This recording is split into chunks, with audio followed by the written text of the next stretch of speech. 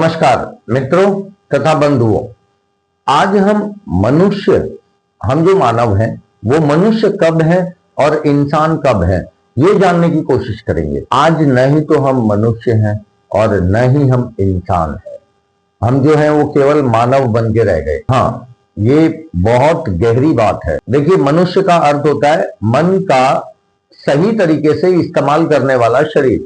बेचारे जानवर तो सही तरीके से इस्तेमाल नहीं कर पा रहे ना। अभी ये वीडियो देखने के बाद आपको पता लगेगा, अगर पूरा वीडियो देख रहे हैं आप तो आपको पता लगेगा कि इंसान भी जो है वो मनुष्य नहीं रहा। मतलब मानव जो है वो मनुष्य नहीं रहा। हाँ, मानव बोल सकते हैं उसको, लेकिन मनुष्य नहीं बोल सकते, क्योंकि मन का सही इस्तेमाल कर ही नहीं रहा है। अब बात आती है इंसान पे। इंसान का अर्थ होता है ईश्वर को जानने वाला, ईश्वर की संतान। ईश्वर को जानेगा तो ही ईश्वर की संतान होगा।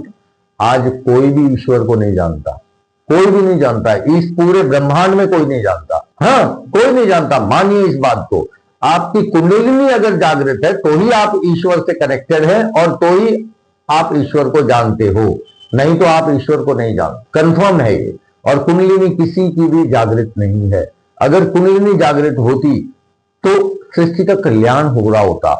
आज सृष्टि का विनाश हो रहा है पूर्ण रूप से। सभी 8 खरब की जनसंख्या पूरा सृष्टि का पूरा विनाश करती हुई जीवन व्यापन कर रही है। कुंडलिनी जागरण के बाद तो मनुष्य को अपने संकल्प के ज्ञान की प्राप्ति हो जाती है। वो संकल्पित जीवन व्यापन करना शुरू करता है। देखिए, जितने भी ऋषि थे वो सारे संकल्पित जीवन व्यापन करते थे। कोई भी विकल्पित जीवन पर था ही नहीं।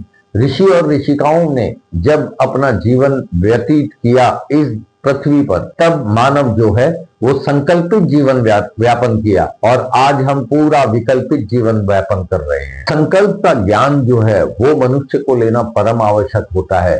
तो आज हम न ही तो मनुष्य हैं और न ही इंसान हैं। देखिए, सतयुग से लेके कलयुग तक के समय की दौड़ ने हम इंसानों को कहां पर लाकर खड़ा कर दिया।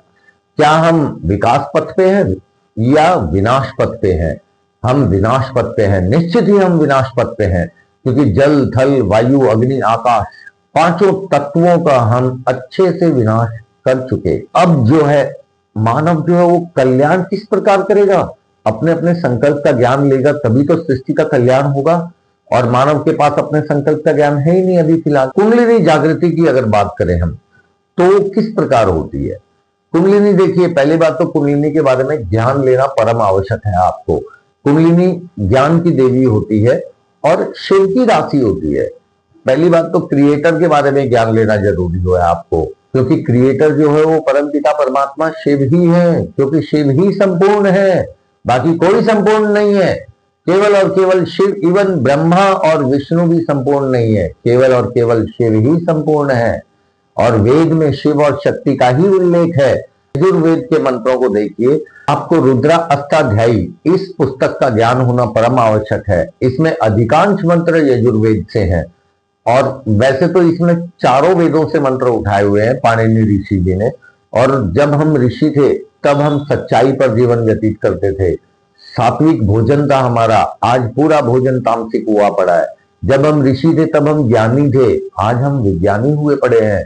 जब हम ऋषि थे तब हम सुखी और निरोगी जीवन व्यतीत करते थे, आज हम दुखी और रोगी जीवन व्यतीत कर रहे हैं। तो जब हम ऋषि और ऋषिकाएं थी तब बात कुछ अलग ही थी। तब इस पृथ्वी पर सतयुग था। मनुष्य को झूठ बोलने का भी ज्ञान नहीं था।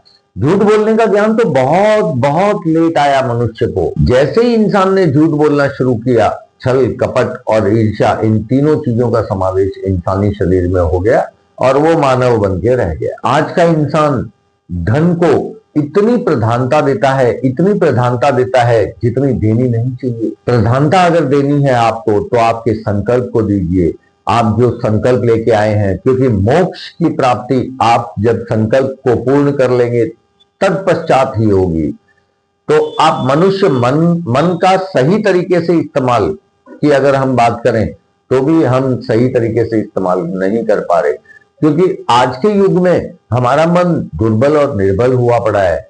निर्बलता और दुर्बलता इस अवस्था तक पहुंच चुकी कि हर एक घर में जो है न ही तो शांति है, किसी भी इंसान की मन की लगाम उसके हाथ में है ही नहीं किसी के भी इंसान की नहीं है। आज उदाहरण के तौर पे आप चाहे पूरा हमारा इतिहास उठा के देख लीजिए, चाहे आप राजनेताओं की बात करें, तो ईश्वर की शपथ लेने के बावजूद उनके घरों से ये हाल है। उनका जो जीवन का इतिहास है वो देखिए, वो क्या कहता है आपको।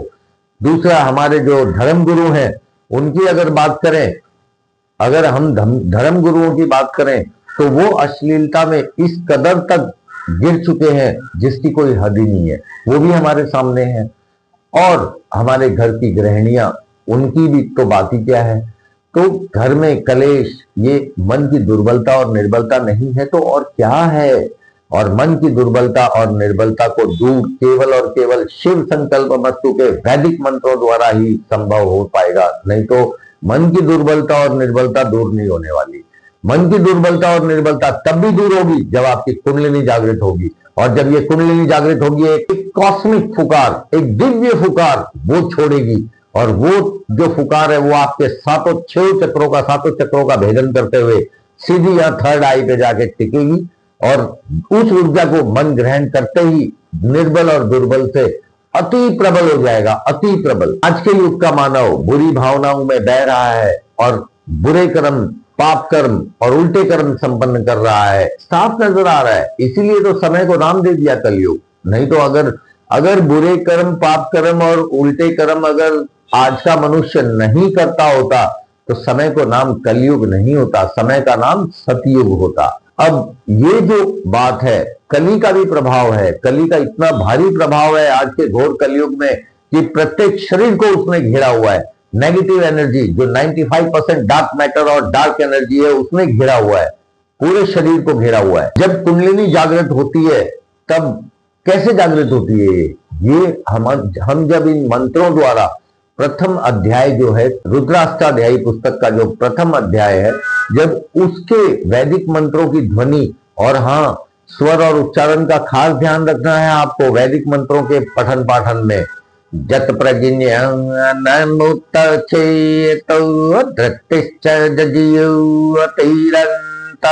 मृत्यं प्रजसु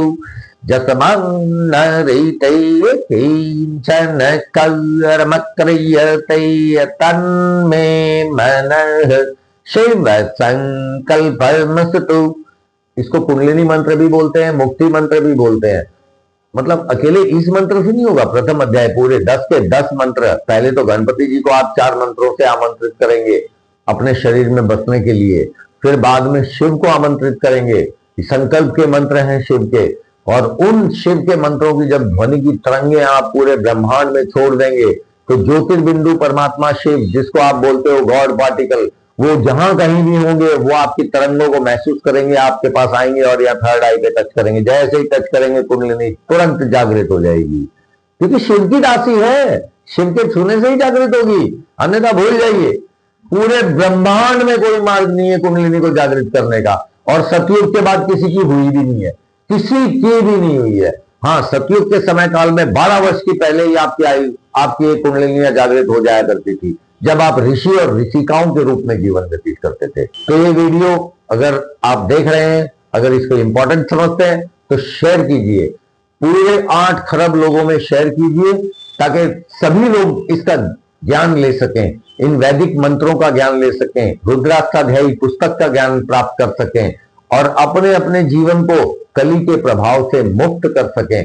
क्योंकि जब ज्योतिर्बिंदु परमात्मा शिव जब टच कर लेते हैं आपकी बॉडी को, आपके थर्ड आई को यहां टच करते हैं, तो कली का प्रभाव तुरंत जगह पे, कली का भी छोड़िए, कली के परिवार का भी प्रभाव, कली पूरे परिवार के साथ है, इसका पूरा प्रभाव खत्म हो जाएगा, जीवन भर के लिए खत्म हो जाएगा। और आपको अपने अनोखे संकल्प का, सृष्टि के कल्याण के संकल्प का अनोखा ज्ञान प्राप्त होगा।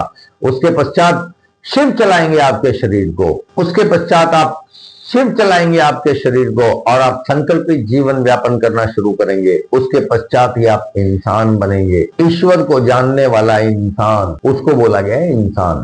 अभी आप नए मनुष्य हैं, नए इंसान हैं, अभी फिलहाल आप केवल मानव हैं, और वो भी एक तमोगुणी मानव है, सतोगुणी नहीं, आप तमोगुणी मानव है। तो आपको पूरे तमोगुणों से सतोगुणों पर आना है। अगले वीडियो में फिर कुछ ऐसी ही जानकारी के साथ मिलेंगे। नमस्कार।